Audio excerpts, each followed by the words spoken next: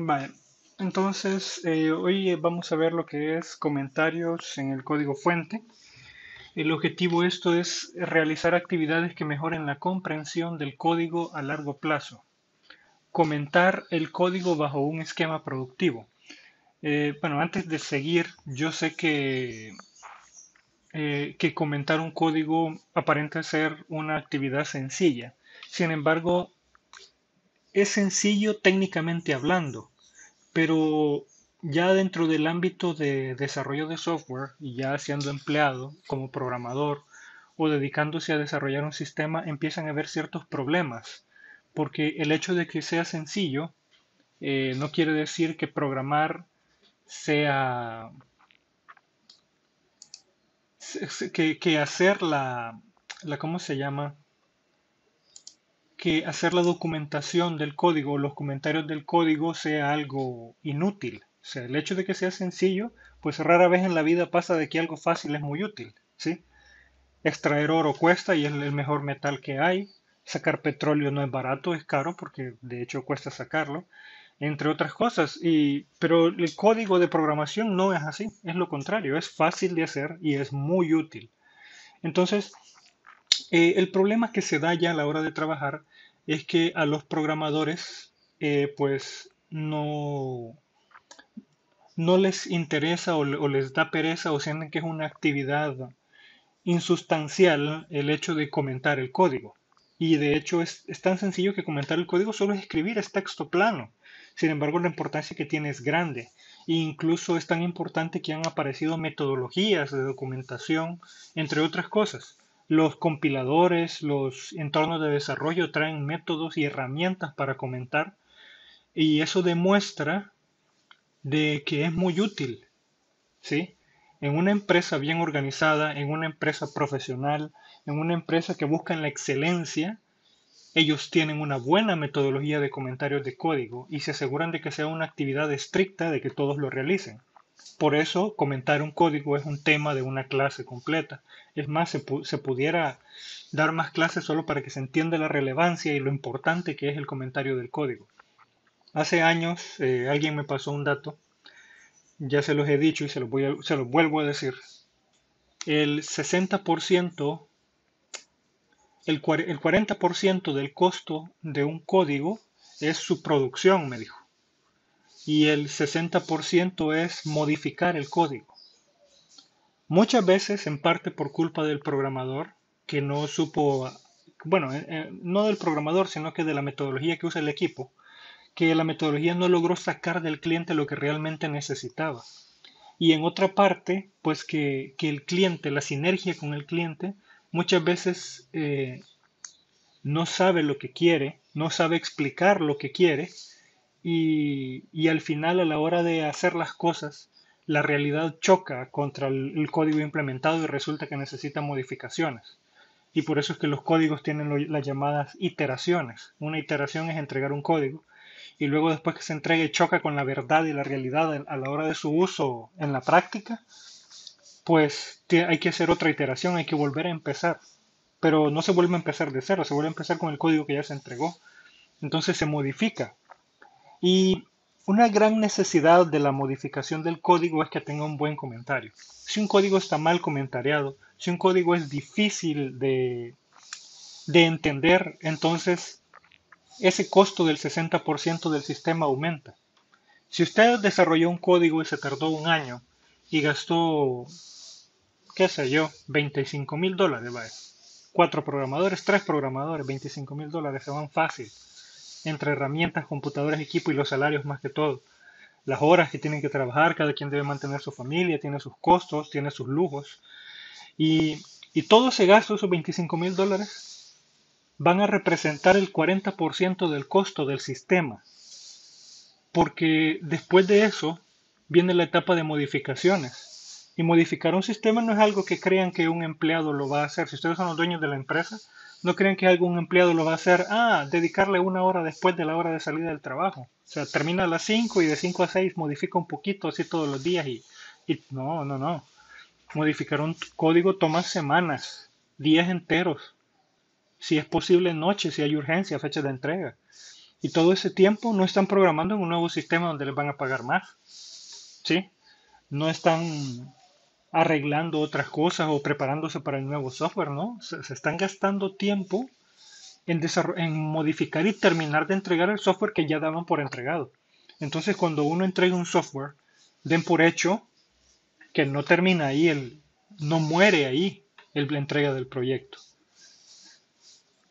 El trabajo de una empresa de desarrollo termina después de la entrega, después de recibir las correcciones del usuario y volver a modificar el sistema. Eso está incluido en el ciclo de vida de una aplicación.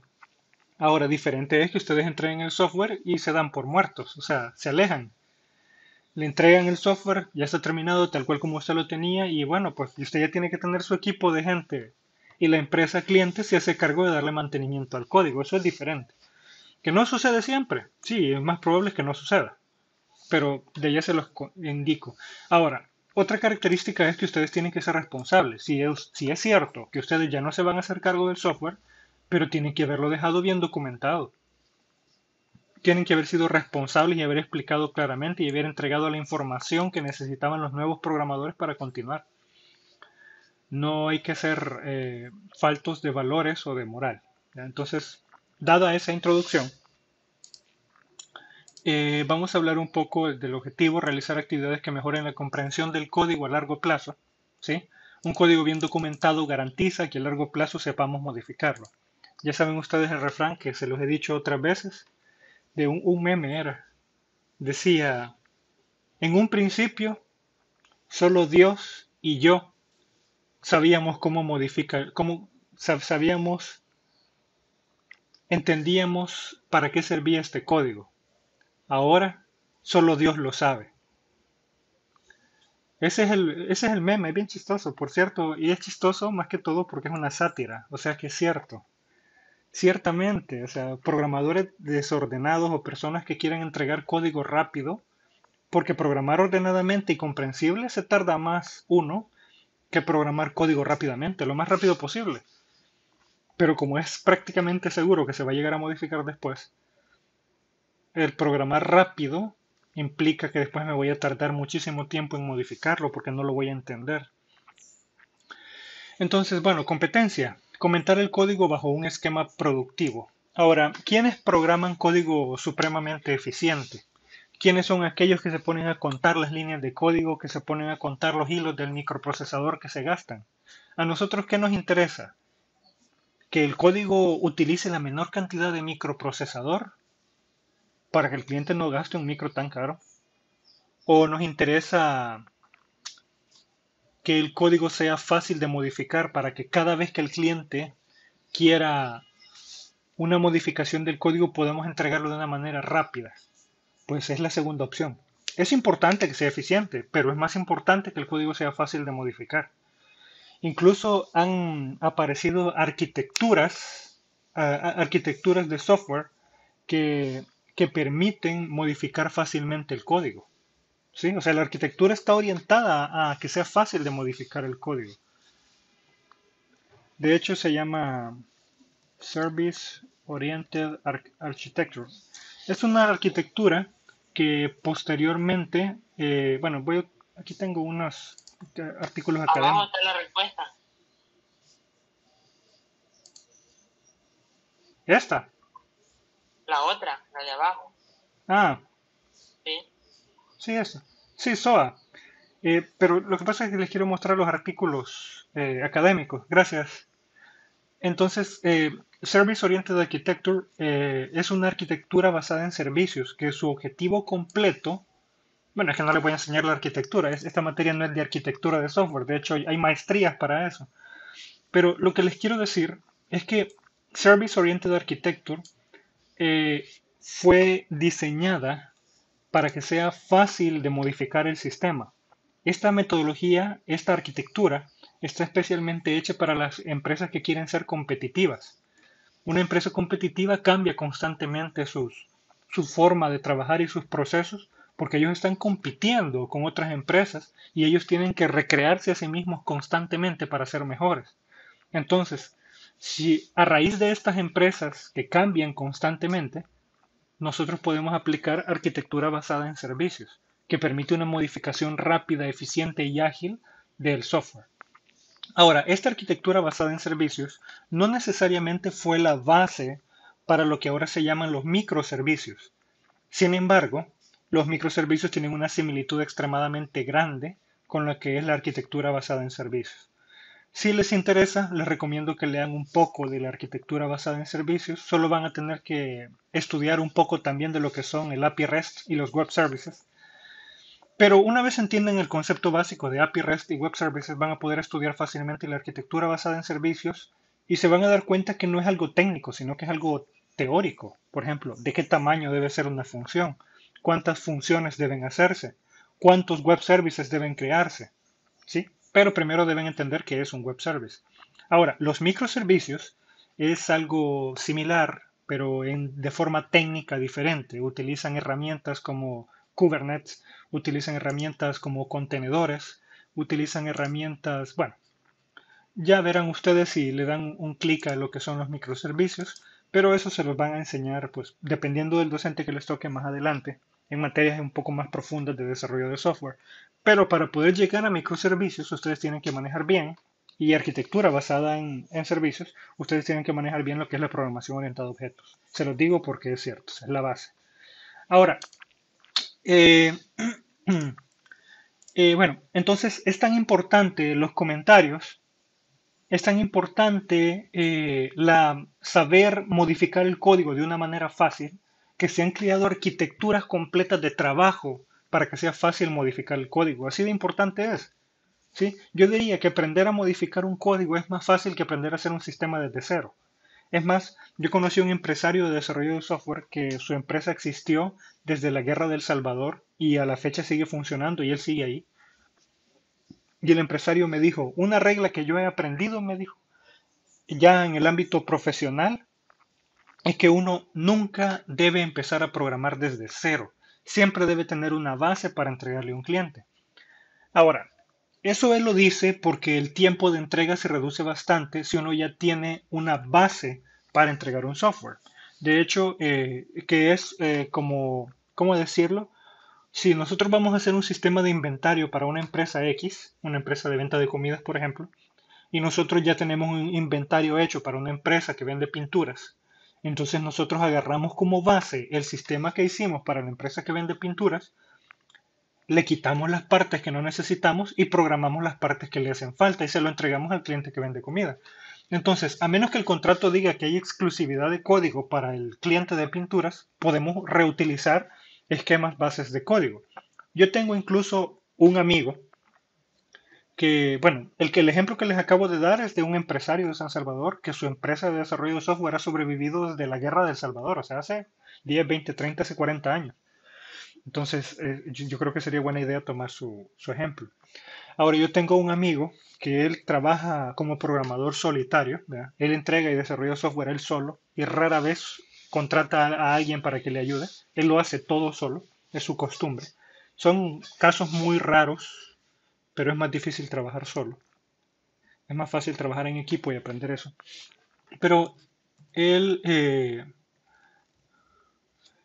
él utiliza bastante, o sea, él que es un programador solo, tendrá unos 15 años de ser programador y te entrega sistemas.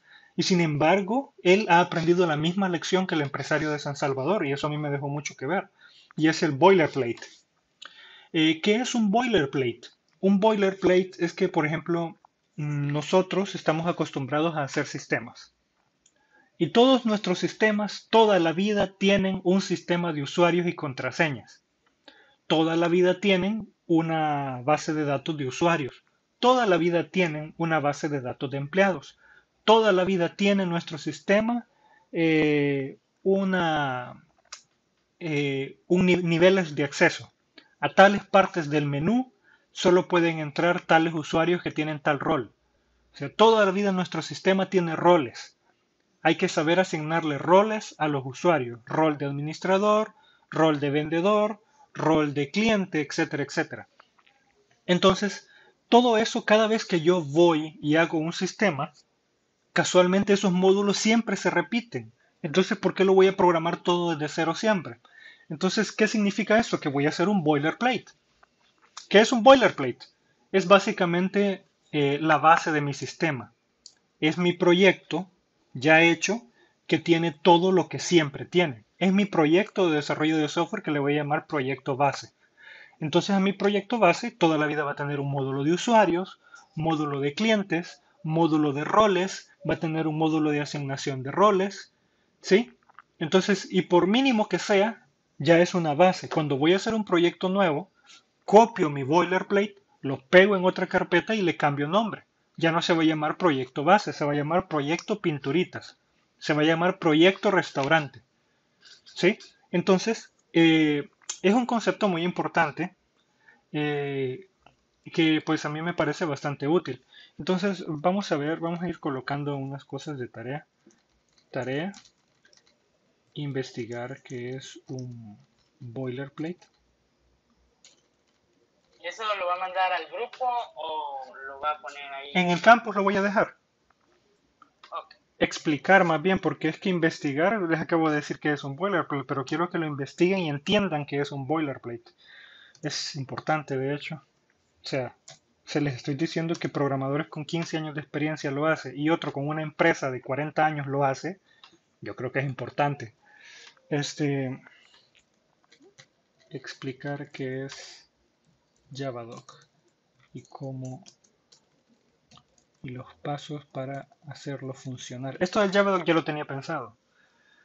Va, entonces es súper interesante, créanme, o sea, es súper útil, es ese rollo de los programadores de hoy en día. Hey, pues, pásame tu boilerplate, ¿verdad? Hey, voy a trabajar con vos, no tenés un boilerplate. Entonces, es un buen rollo ver cómo funciona esta parte del ambiente profesional que no se maneja en el ambiente universitario. O sea, la verdad es que el concepto es simple. O sea, yo hago un proyecto, le programo todo lo que yo sé que siempre voy a ocupar, claro, por experiencia, ¿verdad? Y lo tengo guardado y cada vez que me aparece un nuevo cliente, saco mi boilerplate, ¿verdad? Cuando viene otro programador, hey, pásame tu boilerplate, quiero utilizarlo. Cuando vamos a trabajar en equipo, vamos a utilizar tu boilerplate o el mío. Entonces, un concepto simple, sumamente útil, pero que tiene sus características detalladas y alguien puede ponerse a filosofar respecto a cómo hacer un boilerplate, pero cada quien lo puede hacer como quiera, la verdad. Bueno, entonces, Contar que funcione. ¿cómo dice? Contar que funcione. Es que funciona, funciona. El rollo es que sea útil. O sea, ¿realmente nos ahorra tiempo? Sí, hombre, mil veces. Yo escuché que alguien más habló. Dijo alguien que ya se iba. Ah, vaya, vamos a ver. Cada quien programa a su gusto y en equipo eso es un problema. Mira, José, te voy a decir de que es cierto que es un problema, pero ya y es más difícil si no está comentado. Sí, es cierto que es un problema, pero los que aprenden a trabajar en grupo son los que salen adelante. El caso de mi amigo que trabaja solo, yo quisiera decirles que no lo tomaran de ejemplo, pero la verdad es que él ha tenido éxito. O sea, es un caso de éxito, pero bueno, son casos raros. Es bien difícil que una persona logre terminar sistemas enteros él solo. Lo que pasa es que tiene bastante habilidad, pero la verdad es que es mejor trabajar en equipo. Yo he trabajado solo y he trabajado en equipo, y créanme, es mucho, mucho, mucho mejor trabajar en equipo. Inge, quiero pedir permiso para salir y faltar a clase ya que me surgió un imprevisto. Quiero pedir permiso para salir, faltar a clase ya que me surgió un imprevisto. Y, ajá, no hay, no hay problema, Nelson. Asumo que ya pusiste tu asistencia, espero. Ya, o sea, me imagino que sí, porque estuviste esta hora. Y es conveniente trabajar en Sí, solitario. yo la coloqué. Vale, perfecto. Y es conveniente trabajar en solitario así como su amigo. Elías, más que conveniente, yo diría que es una elección propia. Ya el otro día hablábamos de que hay un lenguaje de programación, no me acuerdo cuál era, siempre se me olvida, Ruby creo que era. Ruby o era Node.js. Bueno, Node.js lo hizo un solo programador. Ruby, el lenguaje de programación, lo hizo un solo programador. ¿Quién más? Que se llama Vue, Vue.js, creo que es Vue, ya le voy a decir. Vue, hay otros, sí, Vue, está React, Angular y Vue. Entonces, este Vue.js lo hizo un programador solo De hecho, les puedo pasar el documental que le hicieron, buenísimo, buenísimo. La historia de cómo crearon a Bue. Entonces, ¿Cuánto se tardó? pues fíjate que se tardó bastante tiempo porque mientras trabajaba lo hacía y después de un año cambió de trabajo y luego renunció al trabajo y se quedó sin hacer nada y se dedicó solo a terminar su Bue. Se tardó un su rato y no haciéndolo, o sea, no se sentó a hacerlo decididamente, sino que lo hizo. El Bue.js lo programó para él mismo en un principio y lo publicó en las redes a ver si pegaba. Y fue sorpresa para él ver que tuvo éxito. Ahora es uno de los 3 frameworks JavaScript más poderosos que existen. Obviamente vive de eso ahora. Entonces, Vive de eso. Que esa cosa da. claro que da dinero, por supuestísimo que sí. Pero es código abierto o Sí, es código cómo abierto, lo descargas pagan. gratis. O sea, Ajá. las ganancias de él son diferentes. Tendrías que examinar su plataforma y ver dónde es que saca dinero. Pero sí, o sea, donde hay gente, o sea, créeme, no importa que algo sea gratis. Si hay gente, hay dinero. Mira, Facebook es gratis y es una de las empresas más adineradas de Estados Unidos o del mundo, creo. Mira, Google es gratis y es uno de los, y yo creo que es de es la empresa informática más poderosa del mundo. Mira, Microsoft es pagado y no es la más poderosa del mundo. O sea, donde hay gente, si hay atención de la gente, hay dinero. Miren los programas de televisión. O sea, pagamos nosotros por 2, 4 y 6. Son gratis. No le damos dinero directamente, pero ellos ganan dinero. Miren los canales de aquí de San Miguel. Nosotros no pagamos por ver canales de San Miguel, pero ¿por qué ganan dinero? ¿Por qué lo siguen haciendo? ¿Por qué gastan tanto? Donde hay gente, hay dinero. Lo mismo sucede con el código abierto y los distros Linux incluso. Son gratis, pero ganan dinero. O sea, solo deberías sentarte a revisar cómo es que ganan dinero. Pero sí, sí se gana. Es mucho más tiempo si trabajas solo. Sí es mucho más tiempo. Pero como le quería responder a Elías, es una pregunta difícil de responder. O sea, técnicamente hablando y para el beneficio de la industria, es mejor trabajar en equipo, es más eficiente, es más rápido. Sin embargo, existen casos de esos en donde resulta que son sobresalientes un programador solitario, pero son la excepción, no es la regla.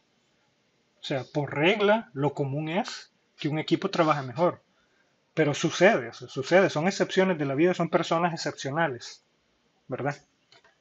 Ahora, es mucho más tiempo si trabajas solo, eso es correctísimo. Lo mismo pensaba porque trabajar solo es muy pesado, se hace todo desde análisis hasta la entrega de proyectos, sí.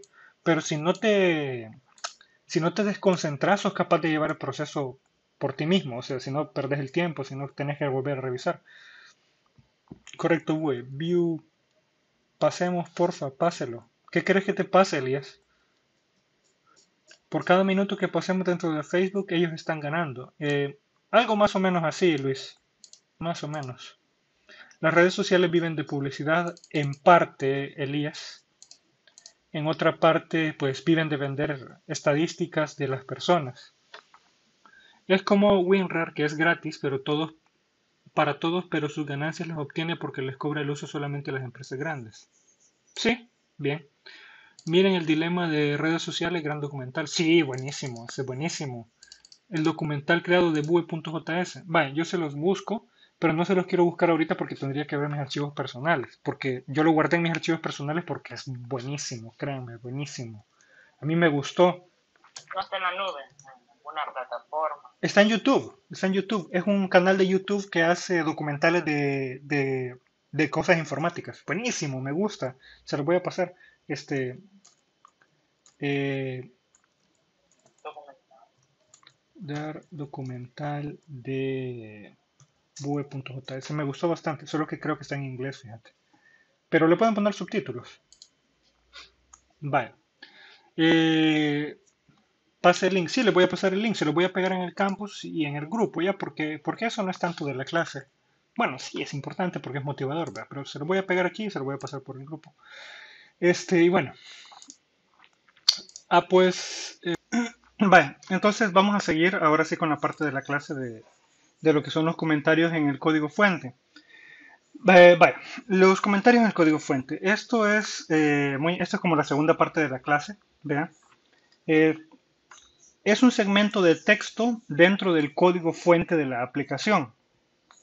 Ya vieron ustedes aquí el ejemplo de que yo puedo colocar entre pleca asterisco y asterisco pleca, y lo que escriba adentro no lo procesa el compilador, pero sí lo guarda como parte del archivo para que un programador pueda ver de qué trata el código. Ahora, hay otros tipos de comentarios, así como doble barra, que está aquí. Y pues hay una variación que es que colocamos asteriscos adentro del comentario, pero esto es indiferente, ya que pleca asterisco, asterisco pleca, todo lo que está dentro es comentario. Ahora, permite escribir la funcionalidad del código. Permite describir la funcionalidad del código, o sea, que con los comentarios sabemos para qué sirve. O sea, hay que saber escribir claro y hay que saber escribir resumido. El objetivo de este es permitir comprender lo que hace el código del que se escribe. Vaya, por ejemplo, aquí le puedo colocar pleca asterisco asterisco pleca, ¿verdad? Y aquí puedo colocar la función parámetro sirve para ejemplificar el paso de parámetros por valor. ¿Vale? Y aquí puedo colocar otra. También puedo dejar un espacio en blanco entre cada función para que sea más fácil de distinguir. La función parámetro por referencia sirve para ejemplificar cómo los vectores hacen el paso de referencia por medio de direcciones de memoria. Vale. Entonces, así es más fácil de entender qué hace la función, para qué sirve, cómo funciona. En este caso es bastante sencillo porque pues tiene 3 líneas de código, una y la otra también, y recibe solo un parámetro y la otra dos, y ni siquiera están invocando otras funciones. Ya verán ustedes funciones de 40 líneas de código que invocan como 4 o 7 funciones más, ya uno ve un solo relajo, pues es mucho más difícil. Pero es bueno acostumbrarse siempre a colocar comentarios en el código. De hecho, lo voy a hacer obligatorio para la entrega de proyectos y todo. Sirve para modificar y o comprender. Escribe ahí, ¿Cómo dice? lo escribe ahí, digamos, hacer este proyecto obligatorio, comentarlo. Ah, claro, sí, eso va a ir. Para el segundo cómputo va a llevar. Yo les coloco una hoja en donde ahí les explico cuánto vale cada punto. Y entre esos puntos, muy seguramente va a ir un punto que diga 7% por colocar comentarios de código apropiadamente. Algo así los hago. Es como una tabla de evaluación. Bueno, entonces voy a compartirles mejor la pantalla que yo estoy viendo para que, para que sea más claro lo que estoy diciendo. Sirve para modificar y o comprender el funcionamiento del programa. Se utiliza también para señalar información extra como el nombre del programador, versión del código, indicaciones de uso y cualquier otra información importante. Vamos a ver, entonces le vamos a poner aquí el nombre del programador. Autor, ya me lo trae. Como yo le he dicho bueno, como yo utilizo el usuario Rafael, ¿verdad? Usualmente, pero uno pues puede hacer fácilmente autor. De hecho, tenemos tags. Este tag autor sirve para que herramientas de procesamiento automático identifiquen rápidamente al autor. Ya saben que después de @autor y después del espacio en blanco, todo lo que está en el texto de ahí para allá es el nombre del autor y lo guarda automáticamente, hace procesamiento con él, etc. Entonces, versión del código, por ejemplo, yo coloco aquí arroba y ahí está autor, deprecated, que es un código que ya no sirve, hidden, oculto, un parámetro, ver, que es ver otra función, serial, since y version. Entonces le doy versión y esta sería mi versión 0.1, ¿verdad? Eh, Luego pues podemos colocar otra cosa como indicadores de uso. Por ejemplo, podemos ver si, ver, función, parámetro y función parámetro por referencia, creo que le puse. Obviamente hay que ver bien los nombres, ¿ve? No ser mal programador. Va. Chambón. Chambón, grosero, mala persona, diablo.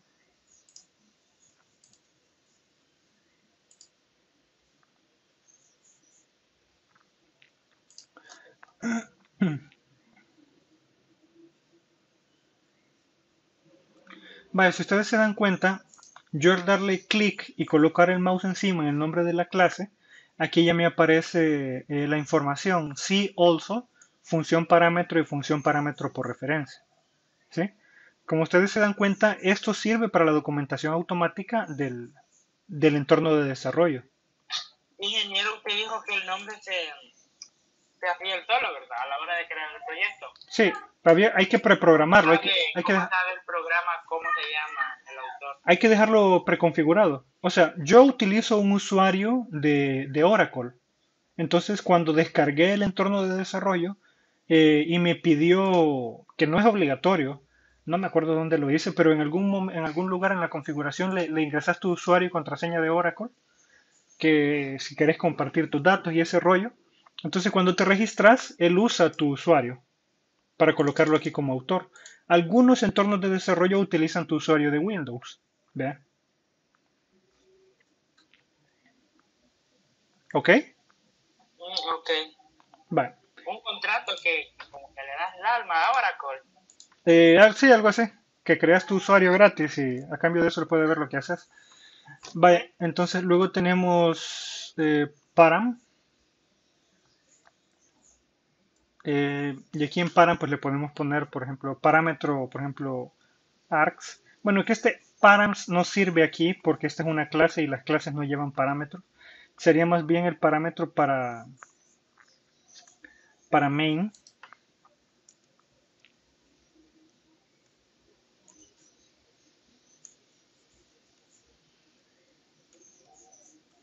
Param args sirve para obtener valores de consola en invocaciones. Vale, entonces si yo le hago aquí, vamos a ver si aparece. No, no me aparece. Función parámetro.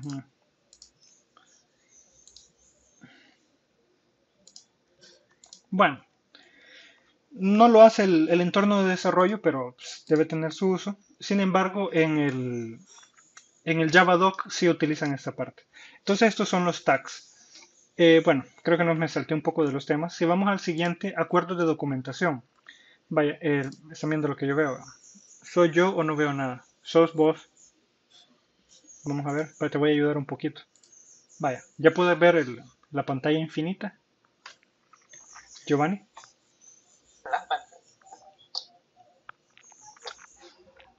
Yo va. Hola, sí se escucha. Sí se puede ver. Va, chivísimo. Ok, entonces, acuerdos de documentación. El equipo de trabajo debe realizar al menos una reunión para definir y discutir cuáles serán las características de la documentación. La metodología ahorra tiempo de desarrollo siguiendo normas de modo tal que al revisar un código con comentarios hechos en común acuerdo y siguiendo las normas, es fácil saber qué información se va a encontrar y dónde. Vaya, por ejemplo, si nosotros acordamos que siempre vamos a colocar en cada clase autor, versión y sí, entonces nosotros sabemos que esta información aquí va a estar siempre, a menos que alguien sea irresponsable y no lo haga. Ahora, si nosotros no acordamos colocar deprecated, ya no es útil esta función, pero se conserva por estabilidad del código. Si no acordamos utilizar deprecated, entonces ahí sí no sería un problema, porque al menos ya sabríamos que la función no sirve, pero como ya acordamos no utilizarlo, sabremos que esa información no está útil en todas las funciones. Por ejemplo, si se fijan en colocarle deprecated aquí, ya él raya el nombre de la clase, indicando que el compilador entiende para que los programadores vean de que esta clase ya no es útil. Y aquí de un solo le explica por qué. Muy parecido a cuando hacemos system punto. Y entonces aquí nos aparece todo esto. Por ejemplo, me voy la, el y aquí tiene su descripción. Aquí me voy a in y aquí tiene su descripción. Me voy a write copy y tiene su descripción, tiene sus parámetros y todo el rollo bien explicado, parámetros y todo, ¿verdad? Ahora, imagínense que yo invoco a consola punto, y ahí tiene las funciones. Parámetro, parámetro por referencia y main. Tiene class, super y this. Entonces, si ustedes se fijan, aquí él intenta, al hacer parámetro, él dice javadoc no encontrado. Entonces, al no encontrar el javadoc, como no está hecho, él no puede explicarnos la función parámetro, no puede colocar aquí el comentario. Si nosotros utilizáramos bien los acuerdos de documentación que tiene Javadoc, estos comentarios realmente solo sirven de manera simple, solo para leerlos.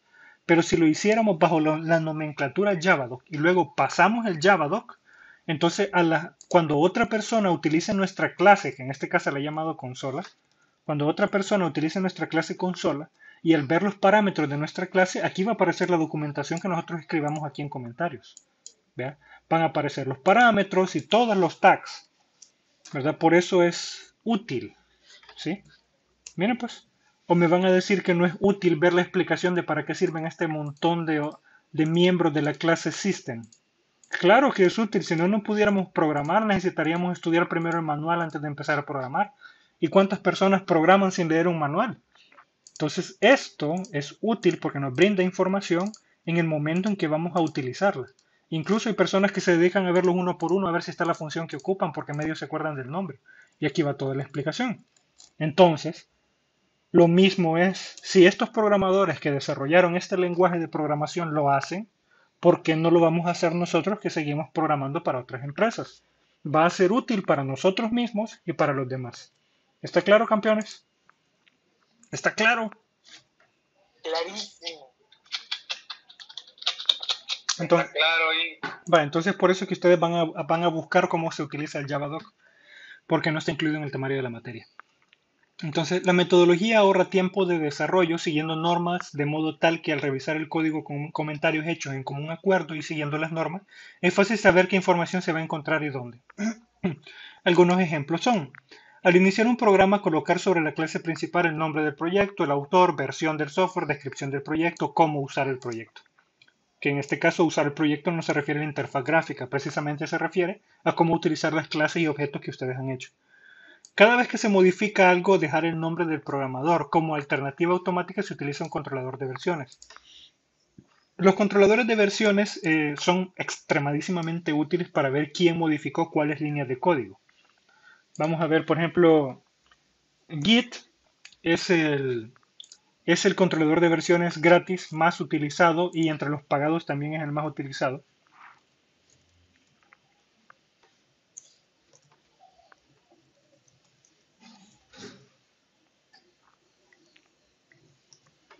¿Verdad?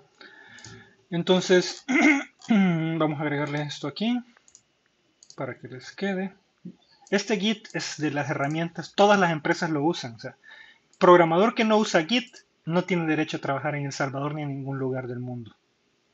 Así es que hoy se los digo, hoy lo saben, ustedes deben sí o sí, y la tercera opción es o sí, aprender a utilizar el controlador de versiones Git. Si no lo aprenden, olvídense de trabajar como programadores. De ya se los digo, sépanlo, escríbanlo, guárdenlo, pónganlo en negrita como quieran.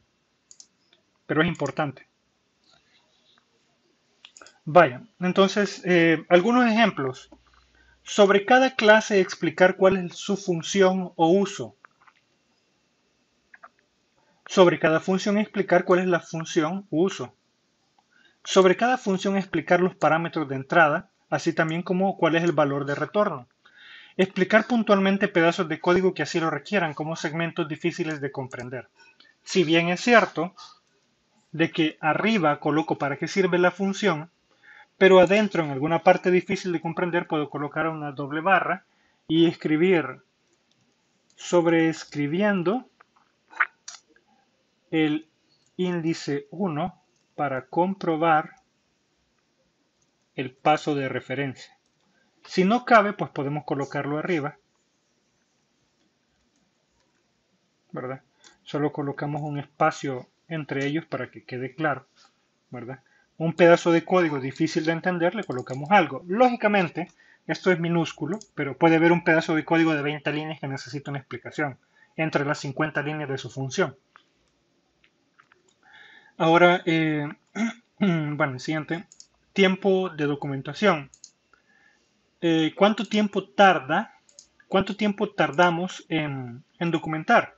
Mantener la documentación toma tiempo. Eso es claro. Cada vez que yo modifique, si yo modifico algo de esto y ya la función hace otra cosa, pues tengo que cambiarle esto de arriba, tengo que cambiarle esta descripción de aquí y toma tiempo.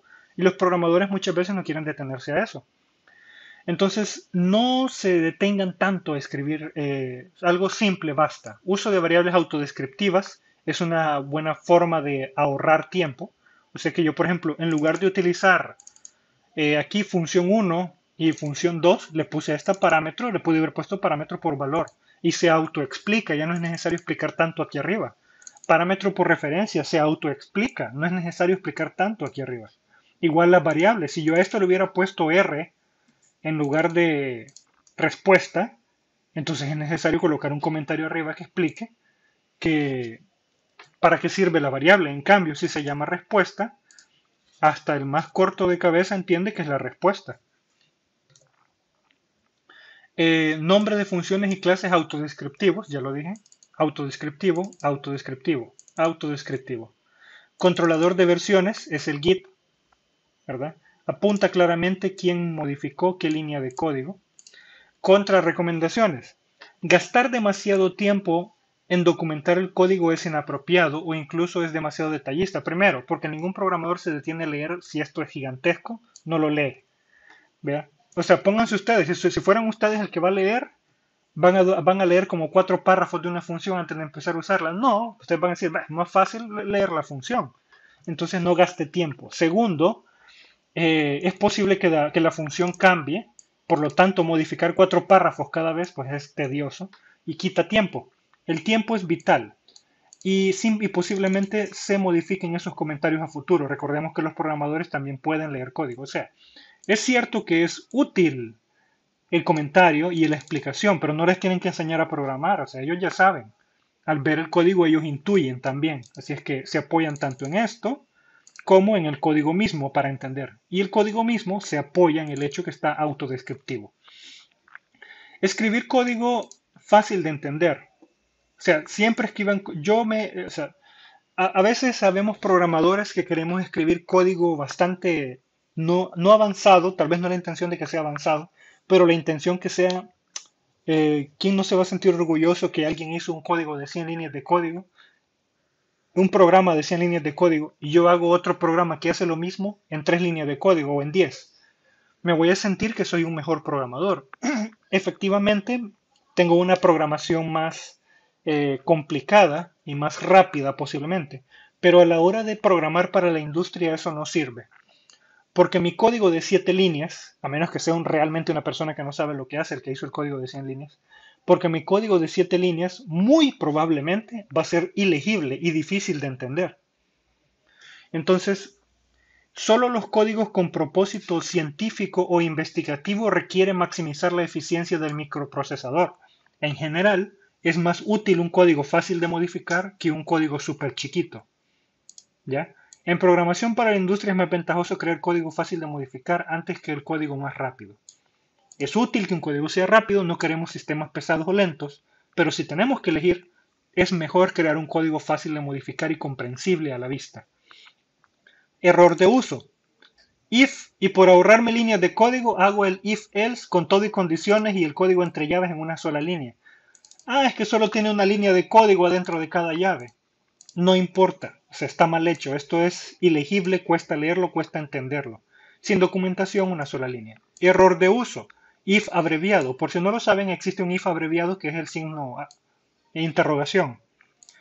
La variable va a ser igual a la condición del if, interrogación, una línea de código para si da verdadero la condición, dos puntos y la línea de código si da falso y luego punto y coma al final. Error. Este tipo de código no se debe utilizar especialmente en metodologías ágiles debido a que dificulta la lectura del código. Este es un ejemplo, pero la verdad es que hay cosas mucho más complicadas. Ejemplo correcto. If, condición, código, llaves separadas copropiedamente, la llave colocada arriba o abajo según se haya acordado en grupo. Por defecto, a Java le gusta programar con la llave arriba, pero si se acuerda en grupo que es más fácil leer el código con la llave abajo del if, pues así se debe hacer. Luego else, llave, código y luego fin de llave. Este es un código apropiado, fácil de leer y correcto para trabajar en equipo. Y aunque trabaje solo, de aquí a 3 meses usted va a rezar porque su código sea fácil de entender. Bueno, herramientas automáticas. Estamos hablando del manual técnico. La herramienta automática más utilizada es Javadoc para Java. Permite convertir la documentación en el manual técnico. ¿Qué quiere decir? Cuando ustedes entregan un software, bueno, leamos esto. El manual técnico se le entrega a la empresa que compra nuestro código fuente para que sus técnicos tengan mayor facilidad en caso de modificación del código entregado. Cuando yo le vendo un software a alguien, hay dos formas de venderlo. ¿Le vendo el software puro o le vendo el software junto con el código fuente? Si venden el software puro es más barato. Eso quiere decir que yo conservo el código fuente. ¿Y nadie lo puede ver? Permítanme, chicos, permítanme. Denme un segundito, permítanme. ¿Qué pasó? Ahí. ¿Ocupás la tarjeta? Vale. Lleva el celular. Vaya, perdón, chicos. Alguien ocupaba algo aquí. Ajá, ¿cuál era la pregunta? Que otro programador que venga no puede ver el código fuente. No, o sea, a menos que trabajen para la misma empresa en la que trabajan ustedes. Pero de lo contrario, o sea, si ustedes venden el software y no acordaron de entregar el código, pues entonces no entreguen el código porque el código es su trabajo, ¿ya? Si el cliente quiere el código fuente, eso quiere decir que legalmente es de él y ustedes no lo pueden utilizar para otro proyecto, no pueden utilizar ni las bases. Si desarrollaron un módulo de inteligencia artificial que permite reconocer la forma de las naranjas de la cadena de producción e identifica las naranjas que no sirven y el cliente les compra el código, ustedes no pueden volver a utilizar ese código en otro proyecto si le quieren vender ese software a otra empresa que también procese naranjas. ¿Sí? Entonces, ese código va a ser exclusivo del cliente. Es como cuando uno mira un partido de fútbol y cuando decían de que la cadena de televisión tal compró la exclusividad del partido.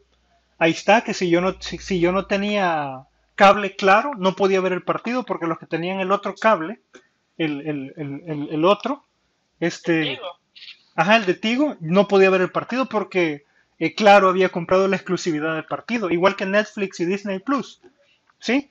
Si Netflix compró la exclusividad de una serie específica, entonces si yo tengo Disney Plus, no voy a poder ver esa serie porque es exclusiva de Netflix. Entonces, el esfuerzo que tomaron los personajes y todo, pues traduzcamos eso a código. Si yo vendo mi código a la empresa 1, a la empresa Naranjitas 1 de inteligencia artificial, ese módulo ya no lo puedo utilizar, el código fuente ya no lo puedo utilizar para otro software, para Naranjitas 4. Y ahí estuvo, me quedé, o sea, tengo que volver a escribir el código y tiene que ser diferente, porque si es igual, me van a demandar. ¿Se entiende? Entonces, vender el código tiene su costo. Si el cliente quiere el código, pues tiene que pagar. Ahora, ¿cuánto vale el código? Pues depende, o sea, tienen que evaluar la situación, tienen que tener una mente no de programador, sino que una mente de empresario. Ya es diferente, ya es negocios, es ver cómo está el entorno nacional. O sea, ¿qué tan será que voy a perder este cliente para siempre? ¿Será que este módulo realmente lo ocupo tanto? ¿Le subo, le bajo el código? ¿Cómo está el mercado de programadores? Entonces, hay que estar uno atento de cómo están los negocios de informática en El Salvador. Y eso usualmente es un poco difícil porque las empresas no es que van a decir en cuánto venden su código o cuánto venden su software. ¿Ya? Entonces, eso lo da más que todo la experiencia. Cuando uno empieza, pues uno vende baratito porque va empezando y necesita ver cómo está el mercado. Si te compran bastante tu código, tu software, entonces hay que ir subiendo el precio. Si nadie te lo compra, evalúas una de dos cosas, o mejoras lo que estás haciendo, o tal vez hay que bajarle el precio. ¿Vea? Y eso que cuesta hallar clientes. Bueno, si usted es el encargado de programación de una empresa y se contrató a un tercero para crear un segmento de código o del sistema, siempre existe la entrega de dicho manual. Siempre exigirse la entrega de dicho manual y de ser posible una capacitación sobre cómo modificar el código. Vale. Ya sea, si ustedes son programadores de la Univo, digamos, y viene la Univo y usted como programador no pudo hacer la aplicación móvil para estudiantes. Entonces viene la Univo y dice, bueno, él está ocupado, es nuestro programador, y bueno, contratemos a una empresa. Y la Univo contrata a la empresa Programadores SB de San Miguel. Viene Programadores SB de San Miguel y desarrolla la aplicación móvil. Pero la Univo solo los contrató para desarrollar la aplicación móvil y hasta ahí. Nosotros tenemos nuestro programador, no tenemos por qué seguirles pagando dinero si tenemos nuestros propios programadores. Así es que entreguen el código fuente y capaciten a nuestro programador para que modifique la aplicación móvil. Entonces, eso tiene su costo. Ya sea que ustedes sean el cliente, deben exigir eso, el cliente programador, deben exigirlo, o ya sea que ustedes sean los proveedores del servicio de desarrollo, ustedes deben ofrecer el servicio de capacitar a sus programadores de la empresa cliente, o en su defecto hacer un contrato a largo plazo. ¿Qué quiere decir? O sea, yo te vendo mi software y te vendo un contrato de mantenimiento. En un año puedes hacer 3 modificaciones gratis a la aplicación que te vendimos y solo vas a pagar tanto de dinero anual. Si querés más modificaciones, más de 3 al año, pues se va a cobrar tanto por cada modificación dependiendo del tamaño de la modificación. Y así, o sea, tienen que tener mente no solo de programadores, sino que también de negociantes y de empresarios. Sí, porque si se quedan como programadores, no van a pasar de ser empleados. Espero que me tomen a bien lo que les digo. Si uno es la empresa tercera que entrega el sistema o código, debe asegurarse responsablemente de entregar el manual técnico. Vaya, o sea, si ustedes son los que proveen, pues sean responsables y ofrezcan, hey, te puedo hacer el manual, te cobro tanto. Te puedo dar la capacitación, te cobro tanto. O sea, yo he visto... Son gastos separados después de dar el programa. ¿Cómo decís? Pues, digamos, te cobró tanto por hacer esta aplicación. Sí, correcto. Te cobro tanto por el manual y el código. Y te cobro tanto por enseñarle a tu programador cómo usarlo. Correcto. Es correcto. Aunque varias veces he visto que eso último lo ofrecen gratis. O sea, me compras el software y yo gratis te capacito a tu programador. 2 días, 3 días, 5 días de capacitación. ¿Verdad? Es raro que una empresa lo agregue en los costos, pero sí se puede hacer. Ahora, si se planea una relación a largo plazo con la empresa, el manual y la capacitación no es necesario, a menos que se especifique lo contrario en el acuerdo, ya sea legal o verbal. Respeten un acuerdo verbal, chicos. Respétenlo. O sea, la gente está acostumbrada a que solo si hay un documento legal y te van a meter preso, si no lo haces, entonces lo haces. Pero si haces un acuerdo verbal con alguien, y mira, si te compro el código, me vas a capacitar a los programadores. Sí, claro, le decís vos, no hay contrato, pero si ustedes dijeron que sí, mantengan su palabra. ¿Ok? Eso es parte de los valores morales que queremos inculcar y eso hace mejores profesionales. Contra ruptura y o finalización de servicio a una empresa cliente debe entregarse todo lo necesario para que el cliente no tenga dificultades a modificar el código entregado. O sea, tengan valores morales, campeones, tengámoslos. Porque si bien yo entrego mi software y yo intencionalmente lo dejo difícil de modificar para que me vuelvan a llamar a mí y siga ganando dinero, o sea, es cierto, los van a volver a llamar y van a ganar dinero, pero eso no es de Dios, chicos. Ya, eso es dinero sucio, ya. Valor moral importante. De lo contrario, estaríamos obligando al cliente a seguir contratándonos debido a la dificultad que presenta el código para ser modificado. He visto que hay quienes lo hacen, es cierto, ganan dinero, pero yo no me sentiría a gusto haciendo eso. Vaya, tags. Híjole, ya me pasé. Vaya chicos, bueno, los tags rápido, ya se los enseñé al principio. Hay un tag de autor, nombre de desarrollador. Tag de precated indica qué método es obsoleto. Tag parámetro indica los parámetros que se pasan. Tag return explica qué es lo que se va a retornar y por qué. Tag sí implica ver otras funciones o clases que ayuden a entender a qué sirve esta función o clase actual. versión es la versión del código. Referencia, toda esta información la copié directamente de este enlace, ¿verdad? Se los he dejado, bueno, no se los he dejado allá, pero porque solamente es esta información. Bueno, eso sería todo, chicos. Se me fue el tiempo, perdónenme. El código está como patentado con el programa para el uso exclusivo del programador. Correcto, está como patentado. Ya si van a patentar el código, pues también se puede hacer. Ahora, mientras sea de su propiedad el código y siempre y cuando no dejen copias por ahí tiradas, pues es de ustedes y ustedes lo van a usar. ¿Ya? Siempre y cuando no se lo vendan al cliente. O me van a decir ustedes que cuando compran Office, porque se compra, cuando compran Office, Microsoft les entrega el código fuente para ver si modifican su propia versión de Word. No, ni a patadas, si el código tiene un precio elevadísimo, ¿verdad? Voy a detener ya la grabación para que puedan hacer un par de preguntas.